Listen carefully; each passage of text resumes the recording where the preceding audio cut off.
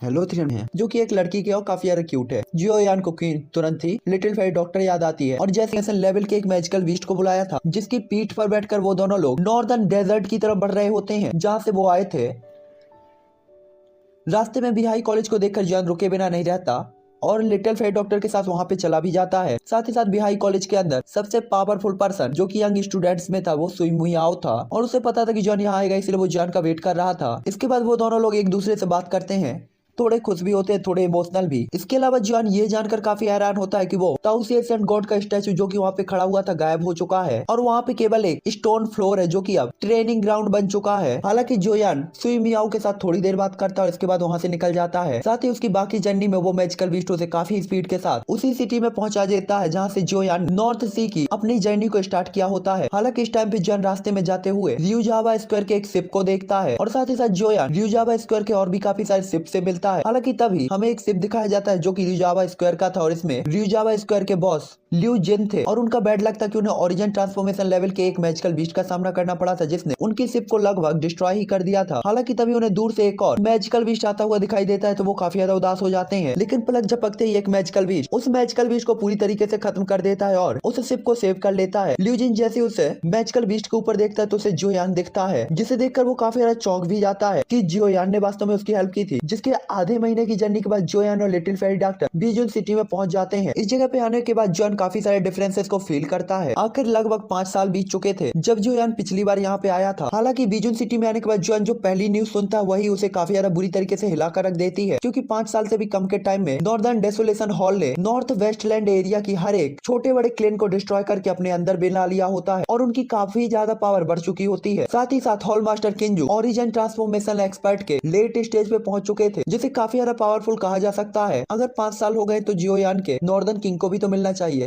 चलो जल्दी जल्दी चलते हैं। जिसके बाद दूसरा साउथ हॉल मास्टर जो कि ओरिजिन ट्रांसफॉर्मेशन लेवल के इंटरमीडिएट लेवल पर पहुंच चुका था और नॉर्दर्न डेसोलेशन हॉल का दूसरा सबसे पावरफुल पर्सन था। हालांकि जॉन जैसे ही अगली न्यूज सुनता है तो वो काफी ज्यादा उदास हो जाता है कि आधे महीने पहले नॉर्दर्न डेसोलेशन हॉल के हॉल मास्टर किंजू ने अपने कंट्रोल के एरिया में एक हाई रैंक का स्पिरिट स्टोन जब्त किया था। साथ ही उन्होंने एक म्यूटेटेड आई वाली एक लड़की को भी कैद किया था और उसकी आंखी की पलकें काफी ज्यादा रंगीन थी और वो आसपास के किसी भी ट्रेजर को खोज सकती थी। ये उसकी आंखों की एक एबिलिटी थी। और साथ ही साथ जो चीज जॉन को सबसे ज्यादा परेशान करती है वो ये थी कि नॉर्दर्न डेसोलेशन हॉल का हॉल मास्टर उस लड़की की दोनों आंखों को निकालकर बदलना चाहता है और उन आंखों को अपने लिए यूज करना चाहता है। और ये सुनते ही जोयान की बॉडी से मर्डरस ऑरा रिलीज होने लगता है, क्योंकि रीजन आप सभी को पता होना चाहिए। जिसके बाद नॉर्दर्न डेसोलेशन हॉल का नॉर्दर्न माउंटेन हमें दिखाया जाता है जहाँ उस माउंटेन के टॉप पे एक बहुत बड़े मैदान के अंदर काफी सारे लोग और एल्डर खड़े हुए होते हैं और ये सब एल्यूजनरी स्पिरिट आई का ही आकर्षण था। इस टाइम पे इस जगह पर नॉर्दर्न डेसोलेशन हॉल के 100+ डीकन और एल्डर भेजे गए थे जिनमें से 100+ डाउडी लेवल के वॉरियर थे। हालांकि काफी टाइम तक ये जगह स्टेबल होती और इसके बाद एक दरवाजा जो कि काफी लॉन्ग टाइम से बंद था आखिरकार दोपहर के बाद खुलने लगता है। हालांकि हॉल जैसे ही ओपन होता है तो सभी लोग हॉल के अंदर का सीन देखते हैं तो वहाँ पे एक भी ह्यूमन फिगर नहीं होती। हालांकि इस टाइम पे सभी लोग हॉल मास्टर किंजू और एल्यूजनरी स्पिरिट आई वाली लड़की को देखना चाहते थे, क्योंकि यहाँ पे किंजू को भी किसी ने नहीं देखा था और ऐसा कहा जाता था कि नॉर्थ एरिया में जिसने भी किंजू को देखा या तो वो मर गया या फिर वो उसका सर्वेंट था। यहाँ तक कि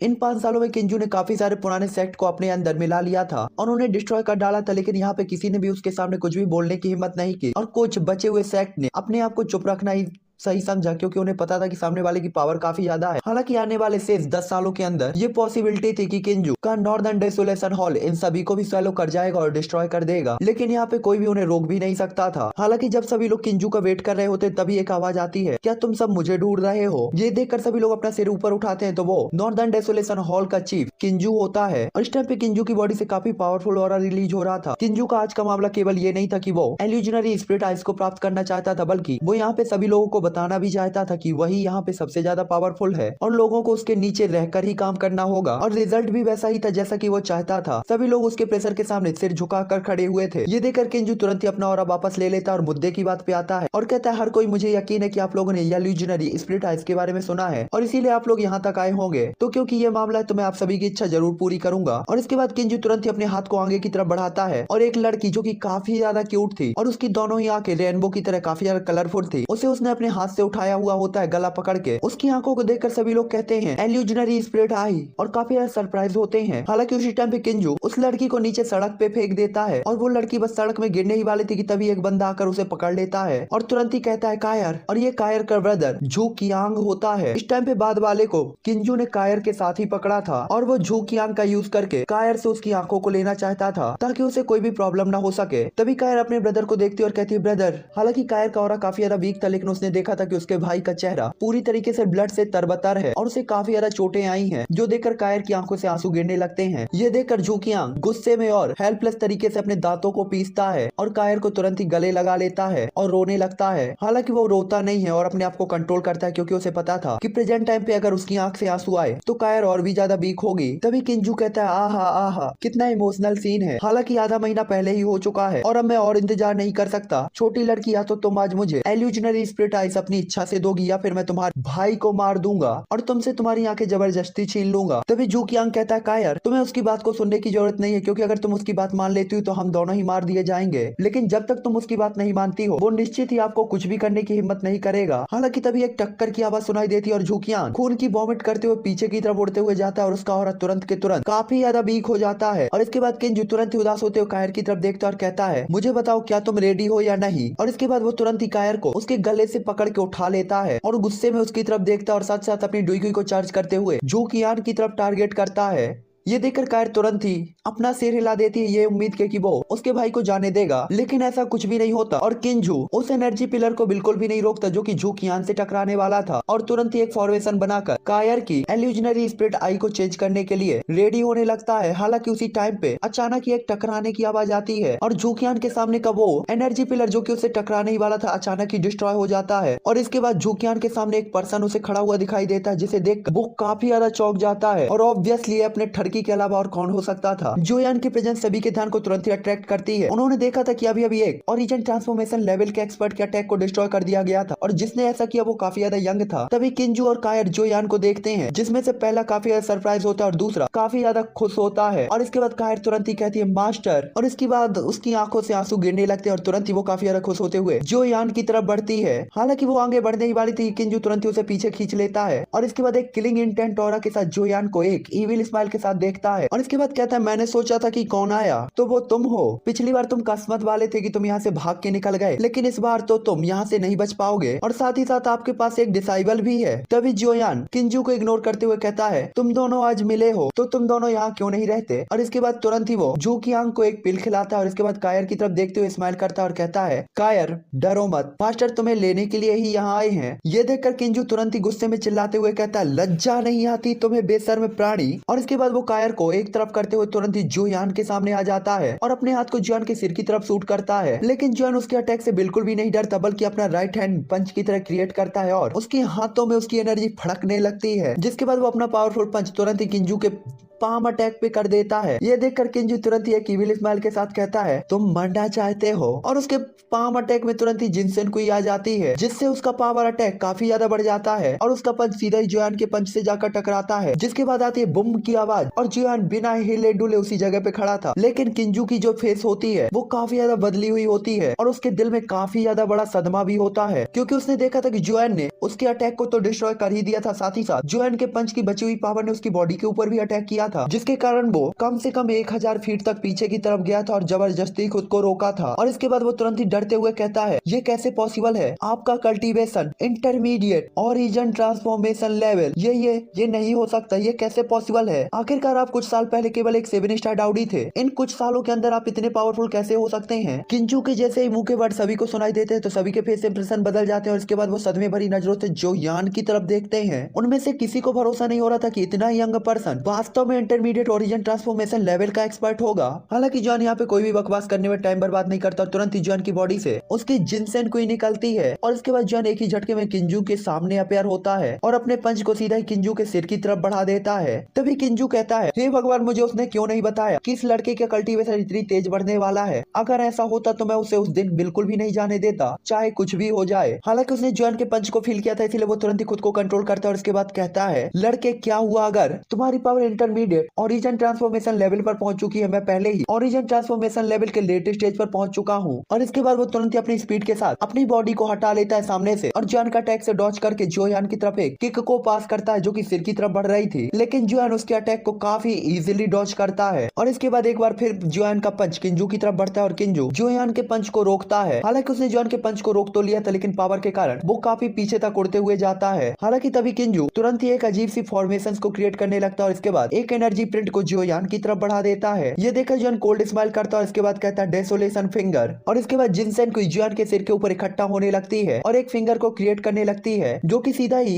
एनर्जी हैंड प्रिंट से टकराती है। और इसके बाद एक बहुत बड़ा ब्लास्ट होता है और दोनों ही अटैक गायब हो जाते हैं। इस टाइम पे किंजू को काफी बड़ा शॉक लगा था और वो जोयान को देख काफी बड़े झटके में था, क्योंकि जोयान ने अपनी जो पावर को अभी अभी रिवेल किया था और जिस तरीके से जोयान फाइट कर रहा था वो दोनों ही अलग थी। जोयान की power intermediate origin transformation level पर थी, लेकिन जोयान फाइट ऐसे कर रहा था जैसे कि उसकी पावर ओरिजिन ट्रांसफॉर्मेशन लेवल के पीक लेवल पर हो। हम सभी को पता है जोयान ऐसे करते ही रहता है, कोई नई बात नहीं। इसलिए वो अनट्रस्टेड तरीके से जोयान को देखता है। किंजू एक चीज तो समझ गया था कि जोयान बिल्कुल भी ऐसा नहीं है जिसे वो आसानी से हरा सके, और साथ ही उसे ये भी पता था कि अगर उसने जोयान को एक भी चांस दिया तो जोयान उसे एक ही अटैक में हरा देगा। इसीलिए वो तुरंत ही अपने बगल में देखते हुए कहता है, प्रोटेक्टरी, क्या तुम अभी भी देखना कंटिन्यू रखोगे? और अगर तुम ऐसे ही देखते रहोगे तो मुझे लगता है कि ये लड़का आज फिर से यहाँ से भाग जाएगा। और इसके बाद वो तुरंत ही अपने बड़े से हॉल के भीतर देखता है। तभी उस हॉल के अंदर से आवाज आती है, पैलेस मास्टर सही है, हम इस चांस को नहीं छोड़ सकते। और इसके बाद हॉल के अंदर से ब्लैक कलर की फॉग बाहर निकलती है, जिसे देखकर जोयान के फेस इंप्रेशन तुरंत ही चेंज होते हैं। और इसके बाद वो कहता है, घोस्ट पैलेस। जोयान तुरंत ही पहचान जाता है कि ये घोस्ट पैलेस के मेंबर्स होने चाहिए। हालांकि जिस टाइम पे वो ब्लैक फिगर अपीयर होती है तुरंत ही चारों तरफ एक पावरफुल ऑरा फैल जाता है, जो देखकर सभी के फेस इंप्रेशन बदल जाते हैं। और इसके बाद वो तुरंत ही कहते हैं, origin transformation level late stage. इस टाइम पे लोगों को बिल्कुल भी नहीं पता था कि किंजू और साउथ पैलेस मास्टर के अलावा कोई और भी है जो कि इनके पैलेस में है और ओरिजिन ट्रांसफॉर्मेशन लेवल पर है। यानी कि इस टाइम पे दो late stage origin transformation level के एक्सपर्ट और एक mid stage origin transformation level का एक्सपर्ट प्रेजेंट टाइम पे नॉर्दर्न डेसोलेशन हॉल के अंदर होते हैं, जो कि किसी भी बड़े से क्लेन को सप्रेस करने के लिए काफी थे। जिसके बाद उस ब्लैक फॉग से दो आंखें दिखाई देती है जो कि जोयान को देखते हुए कहती है, जोयान तुम लकी थे कि पिछली बार बच गए, लेकिन इस बार मैं देखता हूँ कि तुम कैसे बच सकते हो। हालांकि जोयान उसकी बात पे ध्यान नहीं देता और तुरंत ही उसके हाथ में उसका हैवी जोयान रूलर अपीयर हो जाता है। इस टाइम पे जोयान के हैवी जोयान रूलर का ऑरा भी काफी ज्यादा वाइल्ड होता है, क्योंकि जोयान इस टाइम पे बात नहीं करना चाहता था बल्कि उन क्लेन के हर एक मेंबर को मारना चाहता था, चाहे वो कोई भी हो। हालांकि तभी वो ब्लैक फॉग किंजू की तरफ देखते हैं और इसके बाद दोनों लोग सिर हिलाकर लेफ्ट और राइट तरफ से जोयान के पास आ जाते हैं और एक साथ अटैक करते हैं। तभी किंजू अपनी जिनसेन कुई से एक क्लॉ अटैक को कंडेंस करके जोयान की तरफ शूट कर देता। वहीं पे अजीब ब्लैक फॉग से भी जिनसेन कुई अफेयर होती जो कि एक घोस्ट क्लॉ को क्रिएट करके सीधे जोयान की तरफ शूट हो जाती है। तभी जोयान भी अपनी जिनसेन कुई को अपने हैवी जोयान रूलर में मिक्स करता है और इसके बाद अपने हैवी जोयान रूलर को आगे पीछे दो बार स्लैश अटैक करता है, जो कि तुरंत ही जाकर दोनों ही डू टेक्निक से टकरा जाते हैं। और इसके बाद एक ब्लास्ट की आवाज आती है और तुरंत ही चारों तरफ एनर्जी स्टॉर्म फैल जाता है। हालांकि जैसे ये एनर्जी स्टॉर्म शांत होता है और वे दोनों लोग सामने आते हैं तो जोयान पहले ही वहां से गायब हो गया था जहां वो खड़ा था। हालांकि किंजू और प्रोटेक्टरी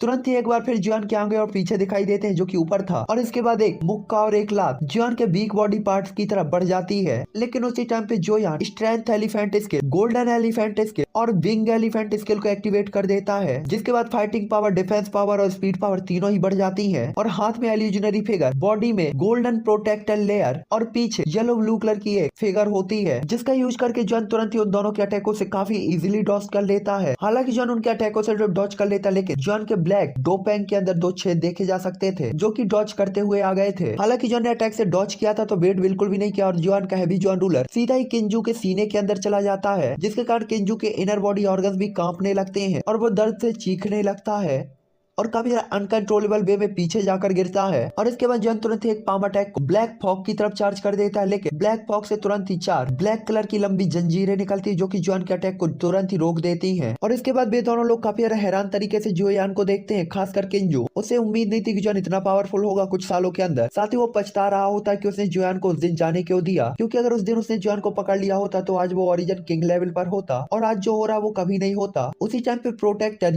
वो भी काफी ज्यादा हैरान थे, क्योंकि उन्होंने नहीं सोचा था कि जुआन की पावर इस लेवल पर होगी कि वो 2 late star origin transformation level के एक्सपर्ट को भी रोकने में कैपेबल होगा। ये देखकर वो एक चीज तो समझ गया था कि फ्यूचर में जोयान घोस्ट हॉल के लिए काफी बड़ा खतरा हो सकता है। तभी किंजू प्रोटेक्टर यी से कहता है हम इसे ऐसे नहीं हरा सकते, हम केवल सेकंड ऑप्शन चूज कर सकते हैं। और इसके बाद किंजू एक इविल स्माइल के साथ कायर की तरफ देखता है। इस टाइम पे उन दोनों के बीच में लगभग 100 एक्सचेंज की फाइट हो चुकी थी, लेकिन उन्हें फिर भी कुछ नहीं मिला था और जोयान ने उन्हें कई बार हेवली इंजर्ड भी कर दिया था। यहाँ तक कि इस फाइट में किंजू ने जो गाउन पहना होता उसमें भी काफी सारे बड़े बड़े छेद थे और उसकी बॉडी में लाल मुट्ठी के निशान थे। यहाँ तक कि उसका चेहरा भी हल्का हल्का जला हुआ दिखाई देता है। जहाँ तक रक्षा की बात है या कि प्रोटेक्टर ई की, उनका जो ब्लैक फॉग था जोयान की हेवनली फ्लेम के कारण वो काफी ज्यादा पतला हो गया था। साथ ही जोयान के साथ फाइट करते हुए उन्हें काफी ज्यादा सिरदर्द भी फील हो रहा था, क्योंकि जोयान की स्पीड काफी ज्यादा थी और 100 एक्सचेंज के बाद भी जोयान अनबीटेबल लग रहा होता है। और ये जानकर कि वो जोयान को नहीं दबा पाएंगे, वो तुरंत ही कायर की तरफ देखता है। उसे पता था कि जोयान यहाँ पे केवल इसलिए आया क्योंकि वो अपने डिसाइबल की टेंशन कर रहा है। इसलिए जिस टाइम पे जोयान प्रोटेक्टर ई के साथ फाइट कर रहा होता उसी टाइम पे किंजू कायर के सामने आ जाता है और एक बार फिर कायर का गला पकड़ लेता है, जिससे कायर का जो चेहरा होता है तुरंत ही रेड होने लगता है और झूकी अंग तुरंत ही चिल्लाते हुए कहता है कायर। और इसके बाद वो अपनी चोटों को तुरंत ही भूलते हुए जबरदस्ती अपने आप को खड़ा करता है और किंजू की तरफ जाने लगता है। तभी जोयान भी अपने आप को कंट्रोल करता है। उसे उम्मीद नहीं थी कि किंजू उस पर अटैक करने की बजाय कायर पर अटैक करेगा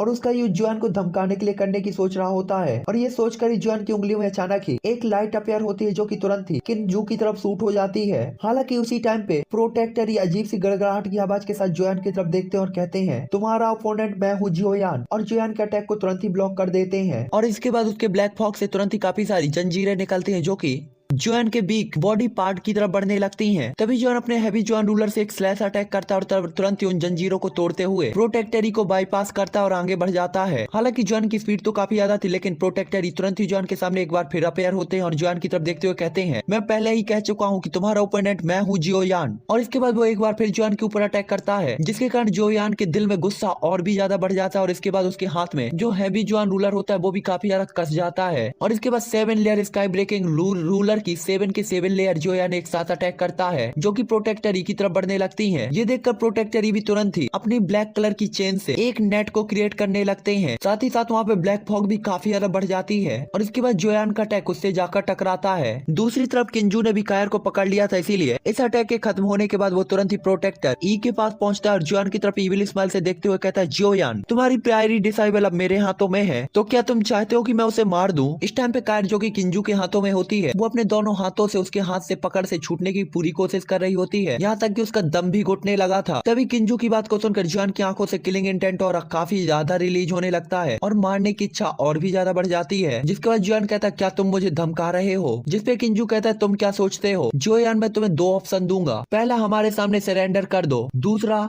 अपने डिसाइबल को अपनी आंखों के सामने मरते हुए देखो। और इसके बाद वो एक इविल स्माइल के साथ एज्यूम कर लेता है कि जोयान की हालत क्या होगी और जोयान उसके साथ गिड़गिड़ाएगा और माफी मांगेगा। तभी जोयान कहता है मैं माफी चाहता हूँ, लेकिन मुझे दूसरों ने कभी धमकी नहीं दी, इसीलिए मैं तीसरे ऑप्शन को चूज करूंगा। ये सुनकर किंजू तुरंत ही कहता है तीसरा? ओह मैं एक्साइटेड हूँ कि वो तीसरा ऑप्शन क्या है। तभी जोयान कहता है मैं तुम्हें मार दूंगा। जैसे ही जोयान के वर्ड जोयान के मुंह से निकलते तुरंत ही जोयान गायब हो जाता है और तुरंत ही किंजू के सामने अपेयर होकर जोयान का हाथ जो सीधा ही किंजू की चेस्ट की तरफ चला जाता है। ये देखकर प्रोटेक्टर ही तुरंत ही कहते हैं मुझे करने दो, और इसके बाद तुरंत ही वो जोयान के सामने आकर जोयान के अटैक को रोकने के लिए अपना हाथ बढ़ा देते हैं और किंजू को पीछे ढकेलता है। हालांकि जैसे ही जोयान का पंच उसके हाथ से टकराता है तो वो तुरंत ही काफी दूर तक चिल्लाते हुए पीछे की तरफ गिरता है और इसके बाद जैसे ही खुद को कंट्रोल करके अपने हाथ को देखता है तो उसके हाथ की जो स्किन होती है वो जल गई होती है जोयान की हेवनली फ्लेम के कारण, और उसके हाथ की हड्डियों को साफ साफ देखा जा सकता था, जिसके कारण प्रोटेक्टरी तुरंत ही गुस्से में चिल्लाते हुए कहता है डैम इट हेवनली फ्लेम। इस टाइम पे प्रोटेक्टरी को बिल्कुल भी उम्मीद नहीं थी कि जोयान उनकी धमकियों को पूरी तरीके से इग्नोर कर देगा, इसीलिए वो तुरंत ही किंजू की तरफ देखते हुए कहता है डैम इट तुम क्या कर रहे हो। और इसके बाद वो जैसे ही किंजू को देखता है तो किंजू अपने हाथों से एक अजीब सी फॉर्मेशन को बनाकर कायर की बॉडी के अंदर लाइट की किरण को डाल रहा था। ये देखकर वो तुरंत ही कहता है ये बंदा वास्तव में ऐसे टाइम पे आंखों को एक्सचेंज करने की स्ट्रेटेजी बना रहा है। तभी किंजू कहता है इस लड़की को जिंदा छोड़ने का कोई मतलब नहीं, इसीलिए इसे खत्म कर देना बेहतर होगा। हालांकि उसी टाइम पे जब किंजू अपने हाथों की फॉर्मेशन को बना रहा होता है तभी झूकियांग की बॉडी तुरंत ही काफी ज्यादा स्पीड के साथ बिना किसी डुईकुई के सीधा ही किंजू की बॉडी से टकरा जाती है और किंजू की फॉर्मेशन तुरंत ही डिस्ट्रॉय हो जाती है। ये देखकर किंजू गुस्से में चिल्लाते हुए कहता है क्या,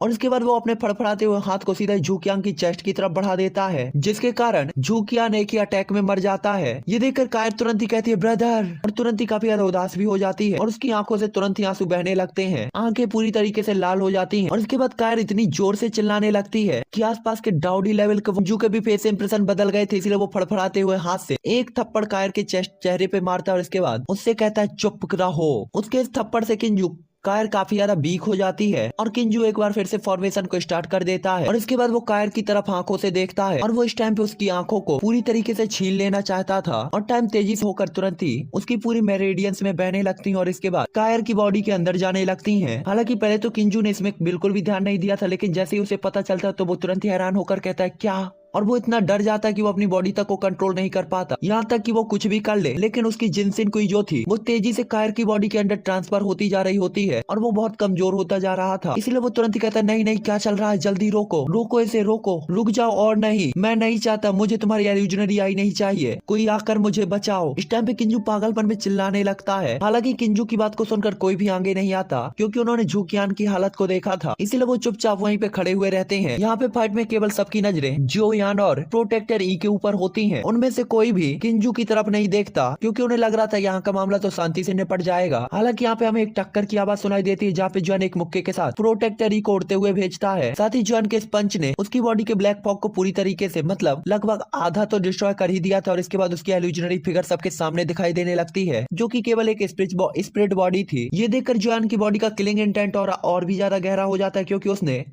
उसके चेहरे पे एक अजीब सा मुखौटा देखा था जिसके कारण जॉन के अटैक और भी ज्यादा तेज हो जाते हैं और जोयान अपने हेवनली फ्लेम के इफेक्ट के कारण उसे बहुत जल्दी सप्रेस करने लगता है। ये देखकर प्रोटेक्टरी तुरंत ही कहते हैं डैम इट किंजू बास्टर्ड तुम क्या कर रहे हो। हालांकि वो इस टाइम पे उस तरफ देखता है तभी जोयान प्रोटेक्टरी की तरफ बढ़ता है और प्रोटेक्टरी इस टाइम पे कायर को देखते हैं और वो अपने दिल में काफी ज्यादा टेंशन में होते हैं, लेकिन तभी जोयान एक सनसनाता हुआ पंच उनकी तरफ जड़ देता है जिससे प्रोटेक्टरी काफी ज्यादा पीछे जाते हैं और इसके बाद जोयान के हाथ में अलग अलग फ्लेम की गुच्छे दिखाई देने लगते हैं जिसमें सी हार्ट फ्लेम और बोन चिलिंग फ्लेम थी। जिसके बाद हमें पास्ट का एक जाना पहचाना सीन दिखाई देता है जहाँ पे जॉन उन दोनों ही फ्लेमों को एक बार फिर से मिक्स करना स्टार्ट करता है जिसके कारण चारों तरफ वाइल्ड एनर्जी फैलने लगती है और ये सीन जब प्रोटेक्टर ही देखते हैं तो वो भी काफी ज्यादा डरने लगते हैं और इसके बाद कहते हैं डैम इट ये पागल फिर से उस अटैक को यूज करने जा रहा है। ये देख कर प्रोटेक्टर ही सोचने लगता है हमसे बड़ा चोर कौन आ गया इस कॉन्टिनेंट के अंदर और इसके बाद अपनी स्पिरिचुअल पावर से किंजू की बॉडी को स्कैन करता है और इसके बाद जोयान को सब माजरा पूरी तरीके से समझ में आता है कि किंजू की बॉडी में उसकी जिनसिन कोई तेजी से फ्लो हो रही और सीधा ही इल्यूजनरी आई की हेल्प से कायर की बॉडी के अंदर ट्रांसफर होती जा रही है। यहाँ वो कायर की इल्यूजनरी स्पिरिट आई को चुराने के लिए आया था और यहाँ इसके बैकलेस के कारण उसे अपनी एनर्जी को खोना पड़ रहा है जिसका मतलब था कि उसका कल्टीवेशन खत्म।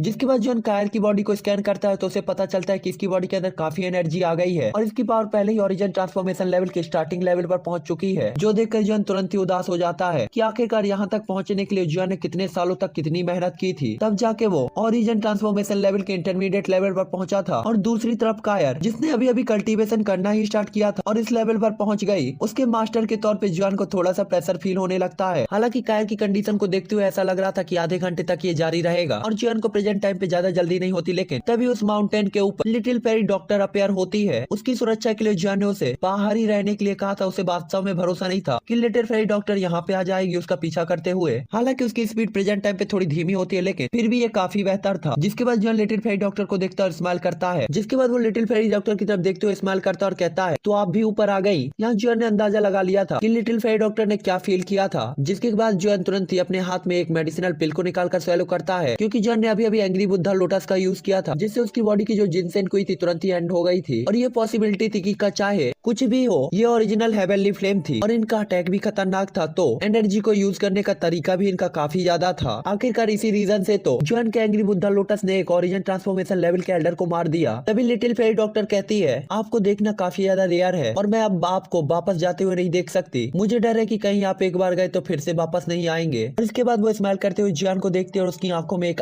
अलग ही अट्रैक्शन होता है। ये सुनकर जॉन भी अपना सिर खुजलाते हुए स्माइल कर देता है क्योंकि उसे पता था कि फिर से उसका क्या मतलब था। जिसके बाद जॉन तुरंत ही स्माइल करते हुए उसकी तरफ देखता और कहता है चिंता मत करो इस बार मैं हार नहीं मानूंगा। जॉन के चेहरे पे स्माइल को देखकर लिटिल फेरी डॉक्टर के चेहरे पे भी स्माइल आ जाती है और इसके बाद वो तुरंत ही कहती है आपने मजाक करना कब से सीखा। हालांकि ये लोग आपस में कुछ देर बात करते हैं। उसी टाइम पे कायर भी किंजू की पूरी ड्यूटी को ऑब्जर्व कर लेती है। जिसके बाद माहौल एक बार फिर से शांत हो जाता है और कायर अनकंट्रोलेबल तरीके से नीचे की तरफ गिरने लगती है। इसलिए जॉन तुरंत ही आगे बढ़कर उसकी हेल्प करता है। और जहाँ तक किंजू का सवाल था तो उसका कल्टीवेशन पहले ही खत्म हो चुका होता है, जिसके बाद जुआन कायर को जमीन पे लेटाता है और उसकी आंखों में आंसू होते हैं, यानी कि कायर की, और वो बेहोश हो गई होती है। जो देखकर जुआन काफी ज्यादा गुस्से में किंजू की तरफ देखता है जो बेहोश हो गया था, और उसके बाद काफी ज्यादा नाराजगी के साथ जुआन की आंखें साइन होती है और वो जू कियान की बॉडी को एक क्रिस्टल कॉफिन में रख देता है। और इसके बाद लिटिल फेरी डॉक्टर और कायर और किंजू को लेकर नॉर्थ माउंटेन से दूर चला जाता है। रास्ते में जुआन तुरंत ही स्कारलेट डेजर्ट के पास से गुजरता है और यहाँ से गुजरते हुए जुआन को वही सीन याद आता है जो कि पिछली बार उसने देखा था। प्रेसिडेंट जिंग जो कि एक पागल एल्डर बनकर जुआन के साथ आए थे और एक बार उन्होंने जुआन की हेल्प भी की थी, जिसके कारण जुआन उनके लिए काफी ज्यादा ग्रेटफुल था, क्योंकि अगर उन्होंने हेल्प नहीं की होती तो जुआन पहले ही किंजू के हाथों में मार दिया गया होता।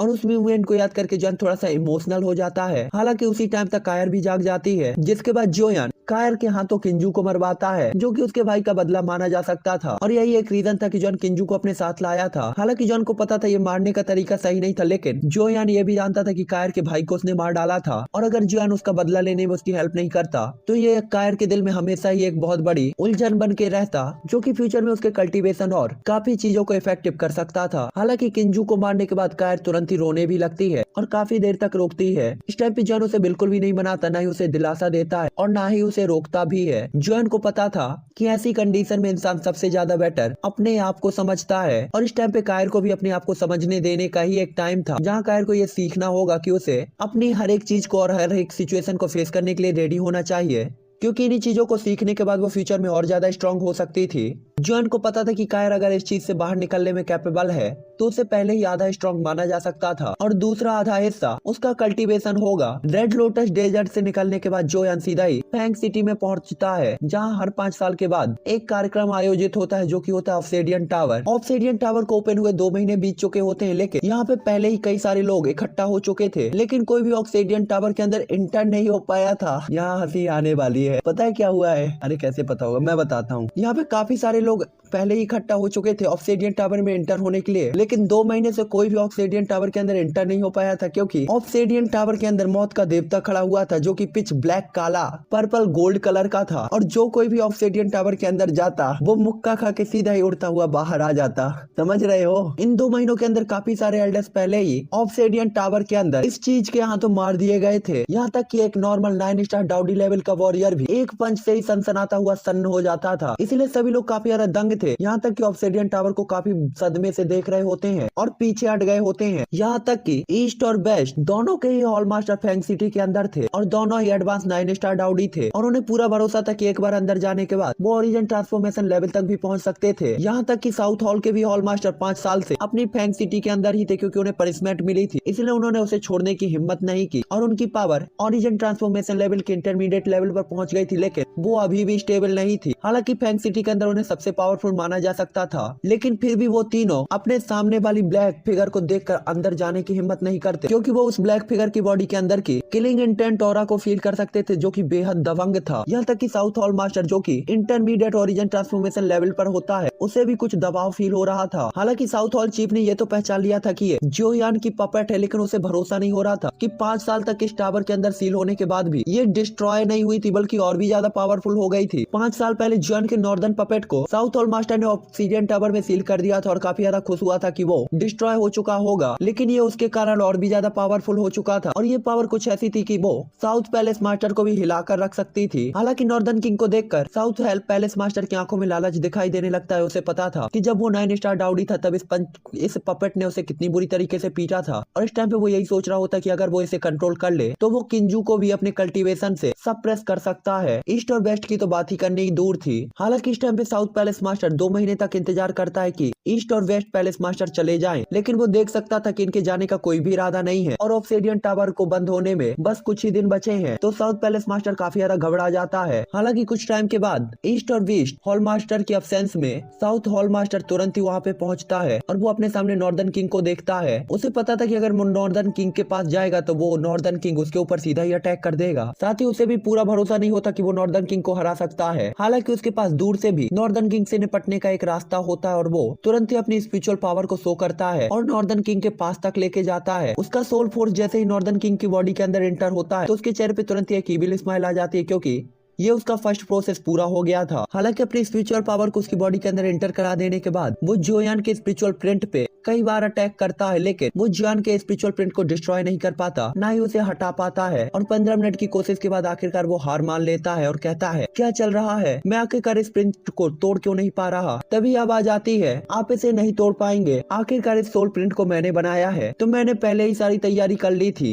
जब तक मैं इसे मिटाने की पहल नहीं करता, कोई भी इसे डिस्ट्रॉय नहीं कर सकता, और अगर आप इसे फोर्सफुली डिस्ट्रॉय करते हैं तो ये पपेट भी डिस्ट्रॉय हो जाएगा। और इसके अलावा स्टार्टिंग रैंक 4 की स्पिरिचुअल पावर के साथ आप मेरे स्पिरिचुअल प्रिंट को तोड़ना तो दूर, उसके पास तक पहुंचने के बारे में भी भूल जाइए। इस वॉइस को सुनकर साउथ हॉल मास्टर काफी ज्यादा डर जाता है और तुरंत ही कहता है, तुम कौन हो और तुम छिप क्यों रहे हो, अगर स्ट्रेंथ है तो मेरे सामने आओ। तभी आवाज आती है, साउथ पैलेस मास्टर, मैंने आपको कुछ सालों से नहीं देखा, लगता है आप वास्तव में भूल गए कि इस पपेट का ओनर कौन है। इस वॉइस को सुनकर साउथ हॉल मास्टर तुरंत ही आसमान में देखता है तो उसे अपना टर्की दिखाई देता है, और जिस बात ने उसे सबसे ज्यादा चौंकाया था, वो अपने जोयान के ऑरे को फील नहीं कर सकता था, इसीलिए वो तुरंत ही कहता, आपने कब। हालांकि वो कुछ कह पाता कि तभी अपना टर्की तुरंत ही उनके कंधे पे लात रखता है और इसके बाद उड़ते हुए उनके सामने कूद जाता है। ये देखकर साउथ हॉल मास्टर काफी ज्यादा चौंकता है और कहता है, ये तुम हो। ये वही पर्सन होता है जियोयान, जिसे उसने 5 साल पहले देखा था, और वो अभी भी पहले जैसा ही था, लेकिन पहले के कंपैरिजन में उसके पास बहुत कुछ अलग होता है। तभी थोड़ी टाइम के बाद जियोयान के पास 2 क्यूट सी फिगर भी अपीयर हो जाती हैं। तभी वो कहता है, तुम अभी तक जिंदा कैसे हो। साउथ हॉल मास्टर को विश्वास नहीं होता कि जियोयान अभी भी जिंदा है, क्योंकि उसने सुना था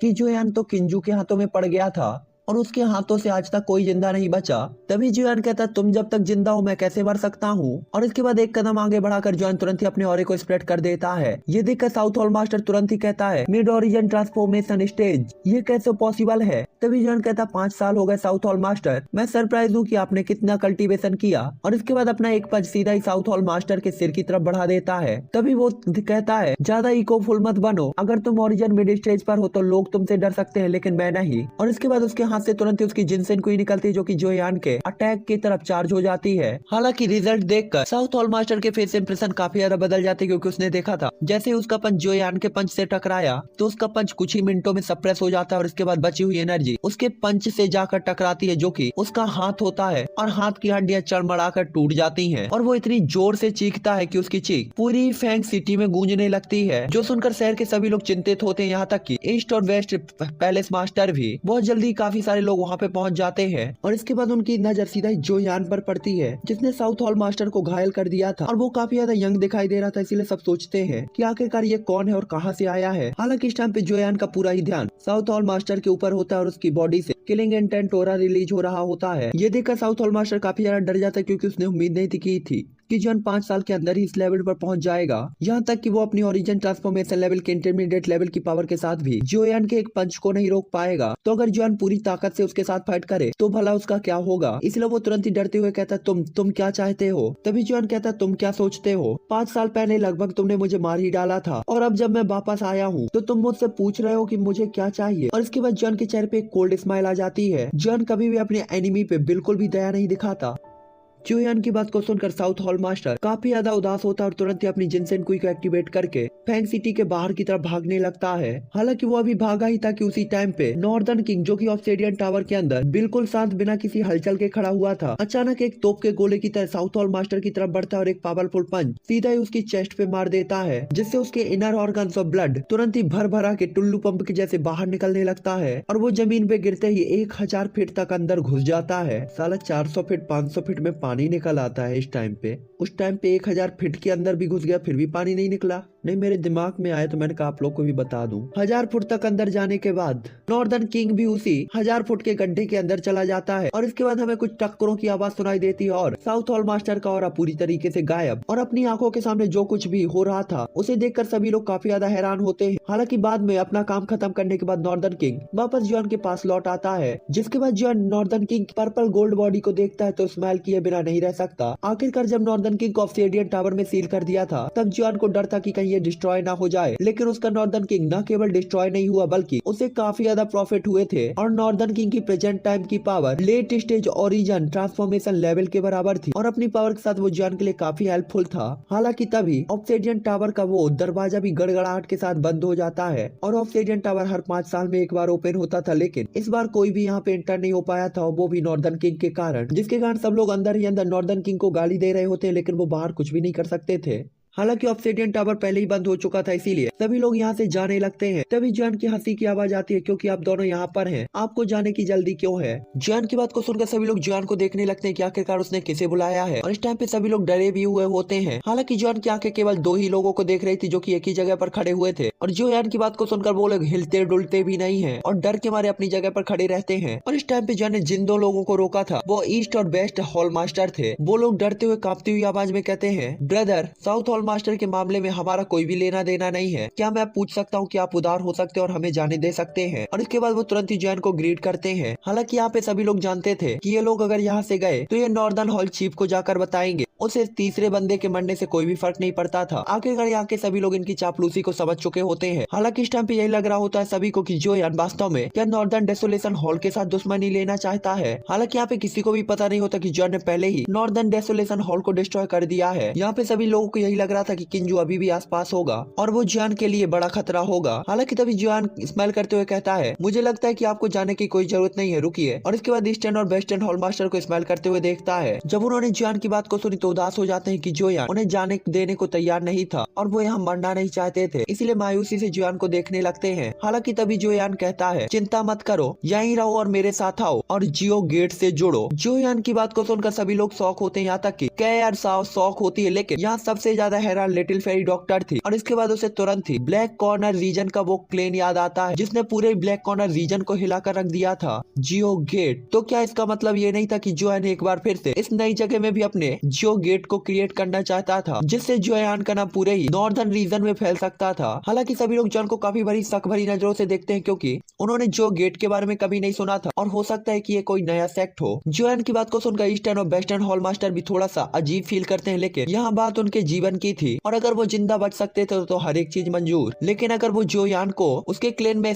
शामिल होने के ऑर्डर को एक्सेप्ट कर लेते हैं तो नॉर्दर्न डेसोलेशन हॉल को क्या जवाब देंगे। आखिरकार उन्हें किंजू की पावर पता थी और वो अगर उन्हें मारना चाहता तो आसानी से मार देगा, लेकिन अगर वो सरेंडर नहीं करते तो जोयान उन्हें मार देगा। इसीलिए वो उदास होते हुए अपने डुइक्यू को एक्टिवेट करते हैं और इसके बाद जोयान को ग्रीट करते हुए कहते हैं, हमें खेद है मिस्टर जोयान, हालांकि हम दोनों जानते हैं कि हम आपके लिए मैच नहीं होंगे, लेकिन हम दोनों अपने सेट को धोखा नहीं दे सकते। इसीलिए तभी जोयान कहता है, इसीलिए एक बात मैं आपको बताना ही भूल गया। और इसके बाद स्माइल करते हुए कहता है, जोयान के चेहरे की खुशी को देखकर दोनों के ही दिल डूब जाते हैं कि आखिरकार अब जोयान क्या बोलने वाला है। तभी जोयान कहता है, नॉर्दर्न डेसोलेशन हॉल के हॉल चीफ किंजू एक दिन पहले ही मेरे द्वारा मार दिए जा चुके हैं, इसीलिए नॉर्दर्न डेसोलेशन हॉल नष्ट हो चुका है और नॉर्दर्न डेसोलेशन हॉल अब नॉर्दर्न वेस्टलैंड में नहीं है और अब नॉर्दर्न वेस्टलैंड में जियो गेट आधिकारिक तौर पर फैंग सिटी में क्रिएट किया जाएगा। जोयान की बात को सुनकर सभी लोग काफी शौक होते हैं, क्योंकि उन्हें पता था नॉर्दर्न डेसोलेट हॉल एक काफी पावरफुल सेट था, वो भी किंजू की पावर के कारण। यहाँ तक कि कोई भी उसके सामने अपने सिर उठाने की हिम्मत नहीं करता था और सामने वाले ने वास्तव में उसे मार डाला था। किसी को विश्वास ही नहीं होता, यहाँ तक कि ईस्ट और वेस्ट हॉल मास्टर को भी विश्वास नहीं होता, क्योंकि उन्हें पता था किंजू कितना पावरफुल है। किंजू ने ही नॉर्दर्न डेसोलेशन हॉल को पूरे नॉर्थ एरिया में पॉपुलर करा दिया था। जोयान को भी यही उम्मीद थी कि लोग उस पर विश्वास नहीं करेंगे, इसलिए जोयान तुरंत स्टोरेज रिंग को फ्लिप करता है और इसके बाद वहाँ दिखाई देती है किंजू की डेड बॉडी, जो देखकर ईस्टर्न और वेस्टर्न हॉल मास्टर को एक बहुत बड़ा लगता है झटका। तो चलो इसी झटके